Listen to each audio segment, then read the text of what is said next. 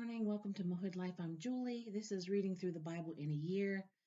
We're reading from the Chronological Bible this year. We're in the book of Judges, and we're actually going to finish up the book of Judges today, if I can get that out. So we're going from Judges 19 to Judges 21, 25. So grab your beverage. This morning, whatever it is that gets you going, I managed to scrounge up a couple more mugs.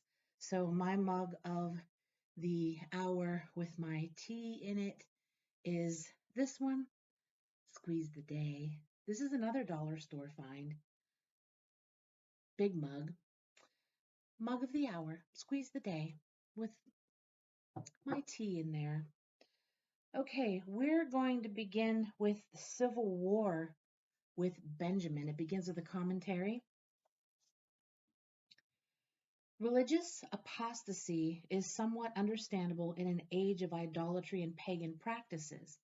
So it is not surprising to see the Israelites repeatedly lapse into spiritual unfaithfulness. What is surprising, however, is the extent to which immorality has grown, particularly among the Benjamites. A grim example is seen when certain lewd men demand that a hospitable old man turn over a visiting Levite so that they can have homosexual relations with him. In a response reminiscent of Lot and the two angels, and yet even more repugnant, the Levite instead sends out his concubine to be sexually abused. When the Levite discovers his concubine dead the next morning, he suddenly feels resentment and sends a part of his concubine's body to each tribe. At this, Israel also becomes incensed and, after several defeats, almost annihilates the tribe of Benjamin. Thus, once again, sin leads to broken relationships and civil strife. Yet there is a remnant of goodness remaining, and it manifests itself in the concern which Israel feels when it realizes that part of their national family has almost been destroyed. A valuable lesson in family forgiveness and acceptance despite sin is seen in the lengths to which Israel goes to restore the wayward tribe of Benjamin. So we begin with Judges 19. In those days, Israel had no king. Now a Levite who lived in a remote area in the hill country of Ephraim took a concubine from Bethlehem in Judah, but she was unfaithful to him. She left him and went back to her father's house in Bethlehem, Judah. After she had been there 4 months, her husband went to her to persuade her to return. He had with him his servant and 2 donkeys. She took him into her father's house, and when her father saw him, he gladly welcomed him. His father-in-law, the girl's father, prevailed upon him to stay, so he remained with him 3 days, eating and drinking and sleeping there. On the 4th day they got up early, and he prepared to leave. But the girl's father said to his son-in-law, "Refresh yourself with something to eat, then you can go." So the two of them sat down to eat and drink together. Afterward the girl's father said, "Please stay tonight and enjoy yourself." And when the man got up to go, his father-in-law persuaded him, so he stayed there that night. On the morning of the 5th day, when he rose to go, the girl's father said, "Refresh yourself. Wait till afternoon." So the two of them ate together.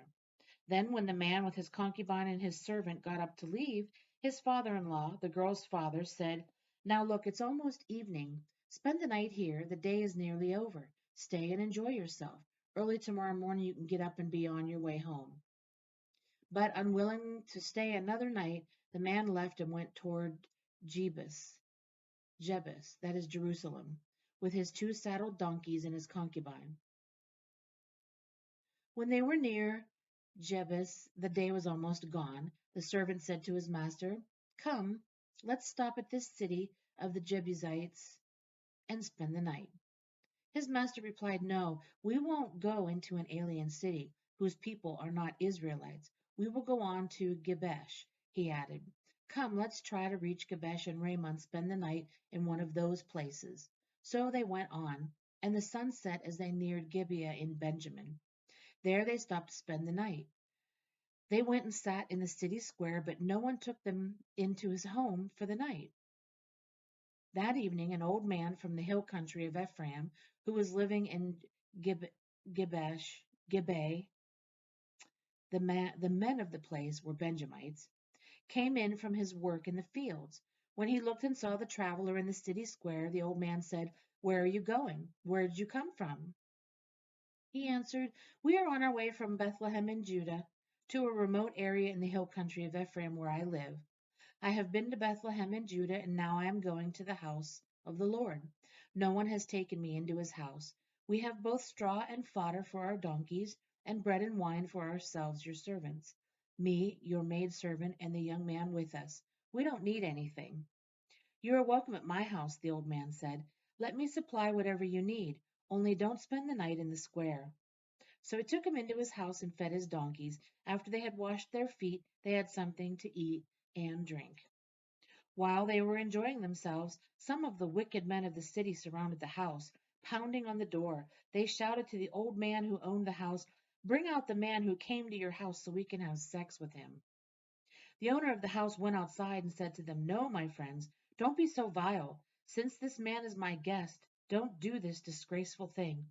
Look, here is my virgin daughter and his concubine.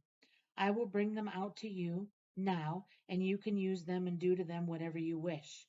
But to this man, don't do such a disgraceful thing." But the men would not listen to him.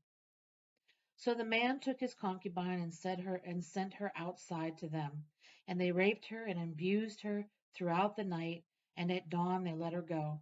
At daybreak the woman went back to the house where her master was staying, fell down at the door, and lay there until daylight.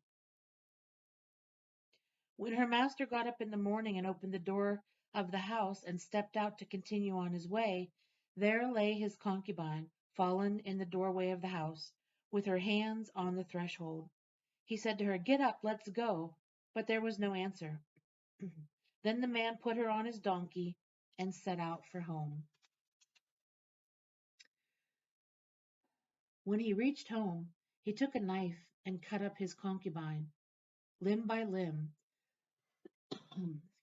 into 12 parts, and sent them into all the areas of Israel.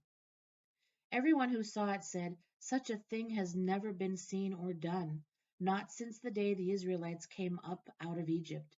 Think about it. Consider it. Tell us what to do." Then all the Israelites from Dan to Beersheba and from the land of Gilead came out as one man and assembled before the Lord in Mizpah. The leaders of all the people of the tribes of Israel took their places in the assembly of the people of God, 400,000 soldiers armed with swords. The Benjamites heard that the Israelites had gone up to Mizpah. Then the Israelites said, "Tell us how this awful thing happened." So the Levite, the husband of the murdered woman, said, "I and my concubine came to Gibeah in Benjamin to spend the night. During the night, the men of Gibeah came after me and surrounded the house, intending to kill me. They raped my concubine, and she died. I took my concubine, cut her into pieces, and sent one piece to each region of Israel's inheritance, because they committed this lewd and disgraceful act in Israel. Now, all you Israelites, speak up and give your verdict." All the people rose as one man, saying, "None of us will go home. No, not one of us will return to his house. But now this is what we'll do to Gibeah. We'll go up against it as the lot directs. We'll take 10 men out of every 100 from all the tribes of Israel, and 100 from 1,000, and 1,000 from 10,000, to get provisions for the army. Then, when the army arrives at Gibeah and Benjamin, it can give them what they deserve for all this vileness done in Israel." So all the men of Israel got together and united as one man against the city. The tribes of Israel sent men throughout the tribe of Benjamin, saying, "What about this awful crime that was committed among you? Now surrender those wicked men of Gibeah so that we may put them to death and purge the evil from Israel." But the Benjamites would not listen to their fellow Israelites. From their towns they came together at Gibeah to fight against the Israelites. At once the Benjamites mobilized 26,000 swordsmen from their towns, in addition to 700 chosen men from those living in Gibeah. Among all these soldiers there were 700 chosen men who were left-handed, each of whom could sling a stone at a hair and not miss. Israel, apart from Benjamin, mustered 400,000 swordsmen, all of them fighting men. The Israelites went up to Bethel and inquired of God. They said, "Who of us shall go first to fight against the Benjamites?" The Lord replied, "Judah shall go first." The next morning the Israelites got up and pitched camp near Gibeah. The men of Israel went out to fight the Benjamites and took up battle positions against them at Gibeah. The Benjamites came out of Gibeah and cut down 22,000 Israelites on the battlefield that day. But the men of Israel encouraged one another and again took up their positions where they had stationed themselves the first day. The Israelites went up and wept before the Lord until evening, and they inquired of the Lord. They said, "Shall we go up again to battle against the Benjamites, our brothers?" The Lord answered, "Go up against them." Then the Israelites drew near to Benjamin the second day. This time, when the Benjamites came out from Gibeah to oppose them, they cut down another 18,000 Israelites, all of them armed with swords. Then the Israelites, all the people, went up to Bethel, and there they sat weeping before the Lord. They fasted that day until evening and presented burnt offerings and fellowship offerings to the Lord. And the Israelites inquired of the Lord. In those days the ark of the covenant of God was there, with Phinehas son of Eleazar, the son of Aaron, ministering before it. They asked, "Shall we go up again to battle with Benjamin our brother, or not?" The Lord responded, "Go, for tomorrow I will give them into your hands." Then Israel set an ambush around Gibeah. They went up against the Benjamites on the third day and took up positions against Gibeah as they had done before. The Benjamites came out to meet them and were drawn away from the city. They began to inflict casualties on the Israelites as before, so that about 30 men fell in the open field and on the roads, the one leading to Bethel and the other to Gibeah. While the Benjamites were saying, "We are defeating them as before," the Israelites were saying, "Let's retreat and draw them away from the city to the roads." All the men of Israel moved from their places and took up positions at Baal Tamar, and the Israelite ambush charged out of its place on the west of Gibeah. Then 10,000 of Israel's finest men made a frontal attack on Gibeah. The fighting was so heavy that the Benjamites did not realize how near disaster was. The Lord defeated Benjamin before Israel, and on that day the Israelites struck down 25,100 Benjamites, all armed with swords. Then the Benjamites saw that they were beaten. Now the men of Israel had given way before Benjamin, because they relied on the ambush they had set near Gibeah. The men who had been in ambush made a sudden dash into Gibeah, spread out, and put the whole city to the sword. The men of Israel had arranged with the ambush that they should send up a great cloud of smoke from the city, and then the men of Israel would turn in the battle. The Benjamites had begun to inflict casualties on the men of Israel, about 30, and they said, "We are defeating them, as in the first battle." But when the column of smoke began to rise from the city, the Benjamites turned and saw the smoke of the whole city going up into the sky. Then the men of Israel turned on them, and the men of Benjamin were terrified, because they realized that disaster had come upon them. So they fled before the Israelites in the direction of the desert, but they could not escape the battle. And the men of Israel who came out of the towns cut them down there. They surrounded the Benjamites, chased them, and easily overran them in the vicinity of Gibeah on the east. 18,000 Benjamites fell, all of them valiant fighters. As they turned and fled toward the desert to the rock of Rimmon, the Israelites cut down 5,000 men along the roads. They kept pressing after the Benjamites as far as Gidom and struck down 2,000 more. On that day, 25,000 Benjamite swordsmen fell, all of them valiant fighters. But 600 men turned and fled into the desert to the rock of Rimmon, where they stayed 4 months.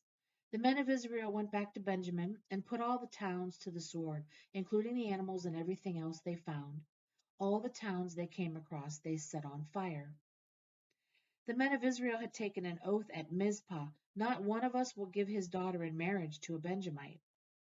The people went to Bethel, where they sat before God until evening, raising their voices and weeping bitterly. O Lord, the God of Israel, they cried, why has this happened to Israel? Why should one tribe be missing from Israel today? Early the next day, the people built an altar and presented burnt offerings and fellowship offerings. Then the Israelites asked, who from all the tribes of Israel has failed to assemble before the Lord? For they had taken a solemn oath that anyone who failed to assemble before the Lord at Mizpah should certainly be put to death. Now the Israelites grieved for their brothers, the Benjamites. Today one tribe is cut off from Israel, they said. How can we provide wives for those who are left, since we have taken an oath by the Lord not to give them any of our daughters in marriage? Then they asked, which one of the tribes of Israel failed to assemble before the Lord at Mizpah? They discovered that no one from Jabesh Gilead had come to the camp for the assembly. For when they counted the people, they found that none of the people of Jabesh Gilead were there. So the assembly sent 12,000 fighting men with instructions to go to Jabesh Gilead and put to the sword those living there, including the women and children. This is what you are to do, they said. Kill every male and every woman who is not a virgin.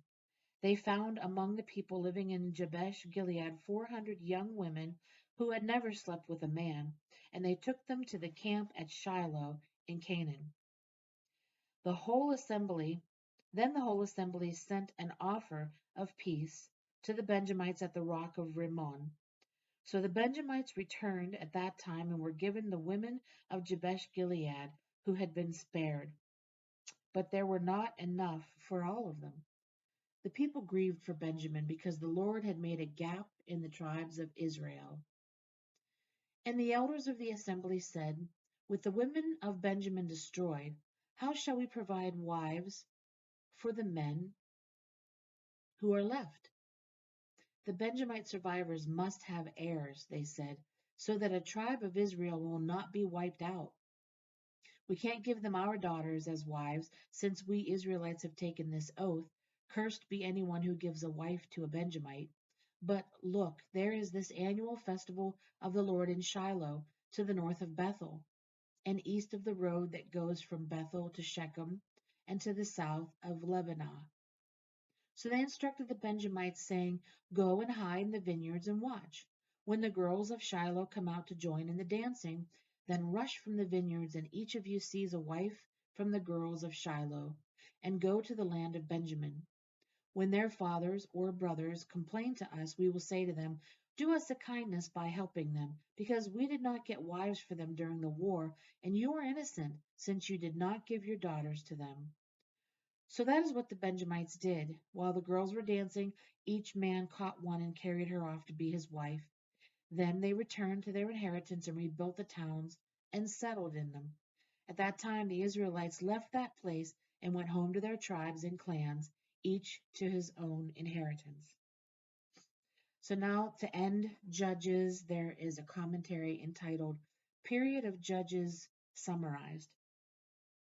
It seems that Israel's moral decline has so affected the people that even honest attempts at goodness are blemished. Even in the sincere efforts made to forgive and restore the Benjamites, there is an indication that the Israelites have exercised extremely questionable moral judgment as far as their methods were concerned. This entire period of the Canaan conflict is a sad testimony to the relationship between God and man. From a pinnacle of adherence to law under Moses, as imperfect as their obedience was even then, the nation of Israel has sunk to a low ebb in which moral authority is no higher than self-will. The inspired record sums it up with a disappointing epitaph. And then Judges 21:25 says, in those days Israel had no king, everyone did as he saw fit. So that ends the book of Judges. It also ends the reading of the Word of God for today. Thank you so much for joining me here on Mahud Life. I hope that you'll join me again tomorrow. We will begin let's see. We'll begin with the book of First Samuel, and it's entitled Israel as a Monarchy. Thank you so much for joining me. Have a blessed day.